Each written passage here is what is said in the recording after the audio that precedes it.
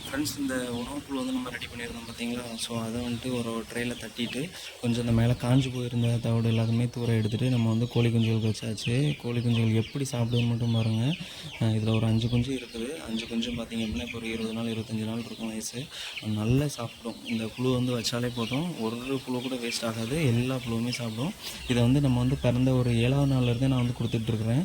இந்த கோழி குஞ்சுகளுக்கு இப்போ வந்து பார்த்திங்கன்னா அது 1 மாதம் வயசு இருக்குன்னு சொல்லலாம். இது போக தனியாக இப்போ ஒரு ரீசெண்டாக வந்து ஒரு 6 குஞ்சு பொரிச்சிருந்துச்சி. ஸோ அந்த குஞ்சுகளுக்குமே வந்துட்டு இப்போ ஒரு 7 நாள் ஆனதுனால இந்த புழுக்களை தான் அதுக்கும் நான் வந்து ஃபீட் பண்ணிகிட்டு இருக்கிறேன். ஸோ அந்த கோழி குஞ்சுகளுமே பார்த்திங்கன்னா இந்த புழு வந்து நல்லா விரும்பி சாப்பிடும்.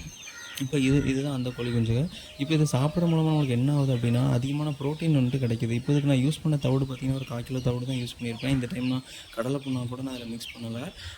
நார்மலாக மேலே தயிரை மட்டும் ஊற்றி வச்சிட்டேன். ஆனால் ரிசல்ட் வந்து சூப்பராகவே இருக்குது. எல்லா கோழி குஞ்சும் நல்லாவே விரும்பி சாப்பிடுது. இதை நீங்களும் ட்ரை பண்ணி பாருங்கள்.